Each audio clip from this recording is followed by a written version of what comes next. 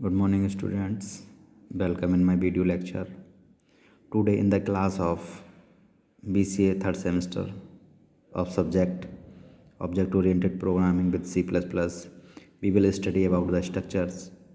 In previous lectures, we were studying about functions, and today's topic is structures. Students, आइए देखते हैं structures क्या होते हैं.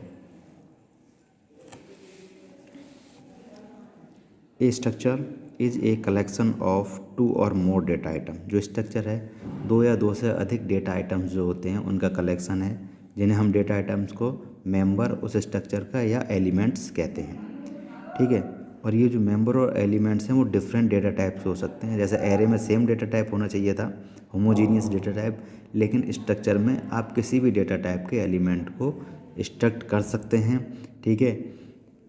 The member of the structure may be of any predefined or user defined data type.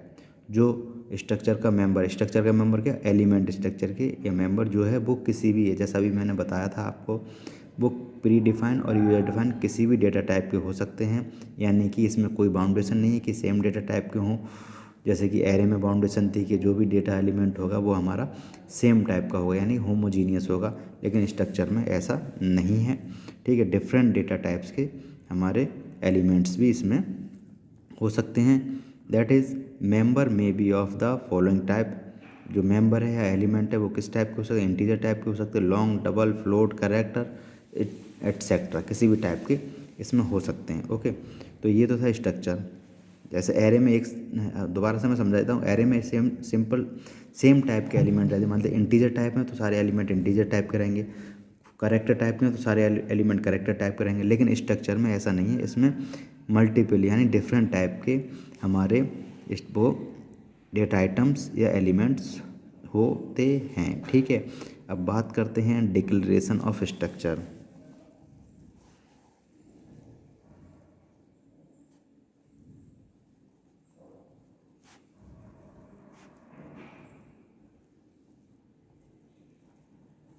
Structure की declaration कैसे करते हैं. The general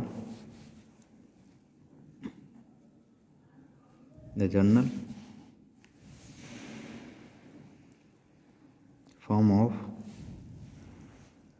A structure declaration is as. ठीक है. इसका सिंटैक्स क्या होगा देखते हैं.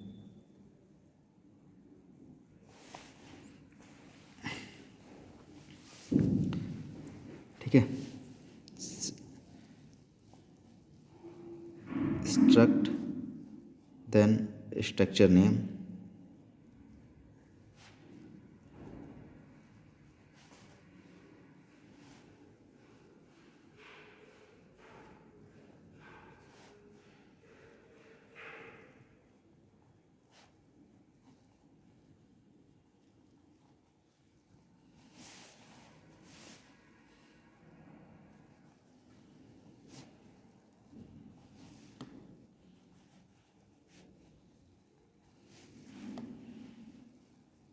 ठीक है. ये हमारा सिंटैक्स हो गया. अब एक एग्जांपल के थ्रू हम बता देते हैं आपको किस तरीके से डिक्लेयर होता है ये. मान लीजिए स्ट्रक्ट एक हमने लिया, स्ट्रक्ट नाम का क्या ले लिया, स्टूडेंट ले लिया. चलिए स्टूडेंट हमारा स्ट्रक्चर नेम ऑफ स्ट्रक्चर हो गया. इसकी बॉडी में क्या होगा, करेक्टर टाइप का हो जाएगा नेम स्टूडेंट का, जिसका साइज 10 कर दिया हमने. ठीक है. इंटीजर टाइप की एज हो जाएगी, एंड फ्लोट टाइप का फी हो जाएगी. ठीक है. और इस तरीके से ये क्लोज हो जाएगा. क्लियर. तो ये है हमारा स्ट्रक्चर के सिंटैक्स और स्ट्रक्चर का एक example.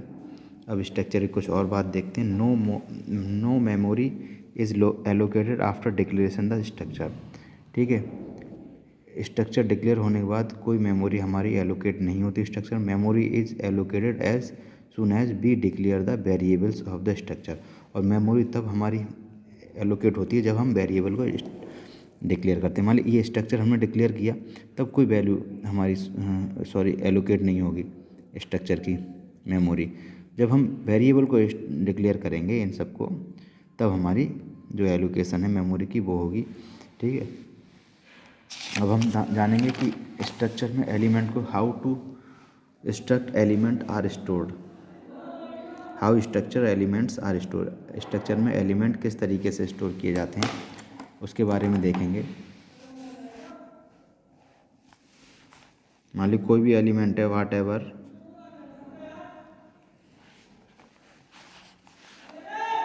B the element of structure,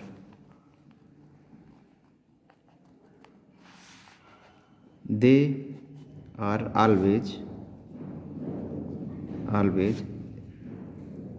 stored in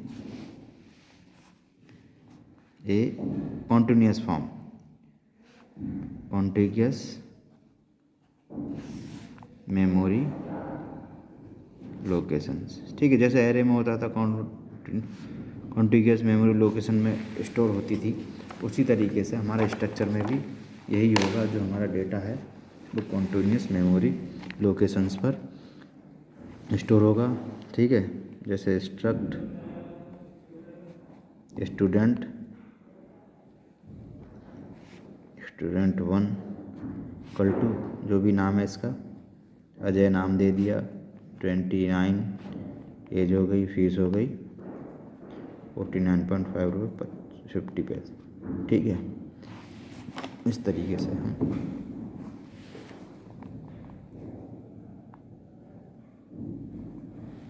clear.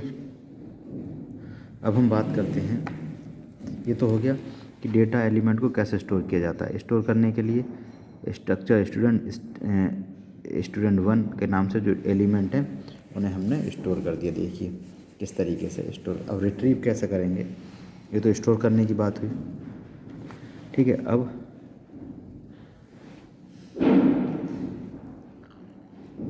How to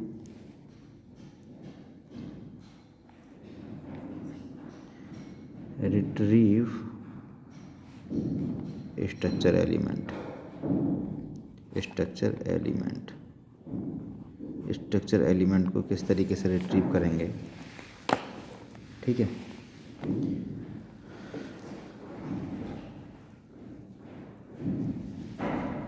इसमें क्या होता है, इंडिविजुअल जो भी एलिमेंट होते हैं, individual element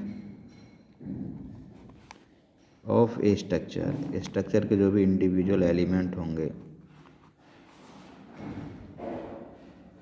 structure variable are referenced. ठीक है, referenced by using dot.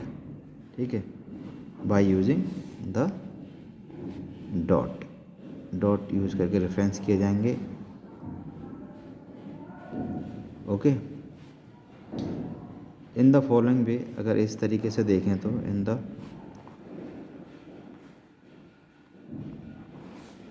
Following way we can see, syntax देखेंगे तो क्या हो जाएगा, सिंटैक्स किसी डेटा को रिट्रीव करने का, एलिमेंट्स को रिट्रीव करने का स्ट्रक्चर में, सिंटैक्स हमारा होगा वेरिएबल नेम,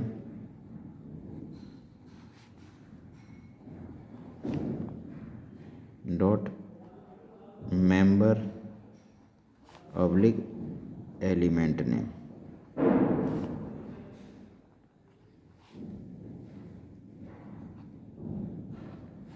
ओके, अब फॉर एग्जांपल देखें कैसे डिक्लेयर करेंगे। मान लीजिए स्टूडेंट वेरिएबल नेम है student 1 dot name.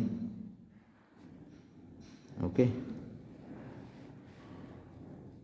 Student 1 dot age. Okay, और स्टूडेंट 1 डॉट फी। इस तरीके से हम डिक्लेयर एक जो हमारा एलिमेंट होगा उसे रिट्रीव कर सकते हैं स्ट्रक्चर के, और इस तरीके से हम जैसे ये लिखा हुआ है इस तरीके से डेटा को स्टोर करा सकते हैं। ठीक है, स्ट्रक्चर स्टूडेंट 1 का डेटा क्या है, मान लो 1 जो स्टूडेंट पहला स्टूडेंट का डेटा हमने अजय नाम है उसका 29 उसकी एज है और फीस है 4950.50। ठीक है, इस तरीके से हमने डेटा को स्टोर करा दिया, यानी डेटा एलिमेंट स्ट्रक्चर में एलिमेंट को स्टोर करा दिया। और उसी एलिमेंट को रिट्रीव करेंगे अगर तो इस तरीके से रिट्रीव करेंगे variable name dot member element. तो ये वेरिएबल नेम क्या था, जैसे यहाँ था स्टूडेंट 1, तो यहाँ अपने रिट्रीव किया स्टूडेंट 1 नेम इज, तो यहाँ क्या आ जाएगा अजय दिया यहाँ। ठीक है, स्टूडेंट 1 डॉट एज इज 29 आ जाएगी, स्टूडेंट 1 डॉट फी इज 4950.50 ये आ जाएगी। ठीक है, अब हम बात करते हैं एरे ऑफ स्ट्रक्चर का एरे क्या होता है। एरे ऑफ स्ट्रक्चर,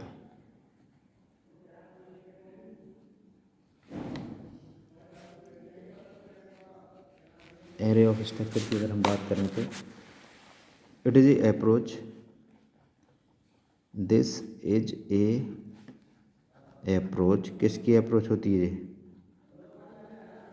विच, ध्यान से देखिएगा, which is use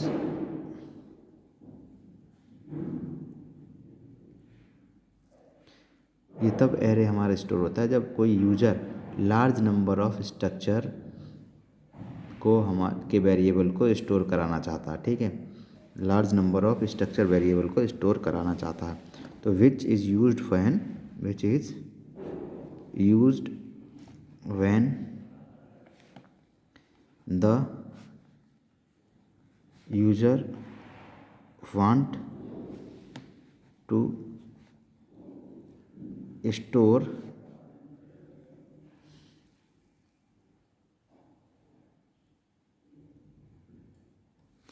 and declare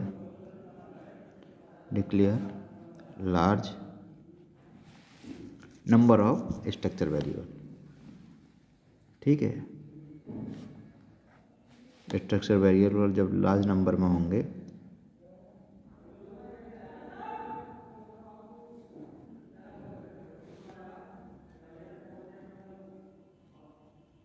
okay, तब हम एरे को करेंगे। कल हम इसका एक एग्जाम्पल देखेंगे। ठीक है, और आपको बताएंगे आगे स्ट्रक्चर के बारे में। आज के वीडियो लेक्चर में इतना ही। Okay, thank you students.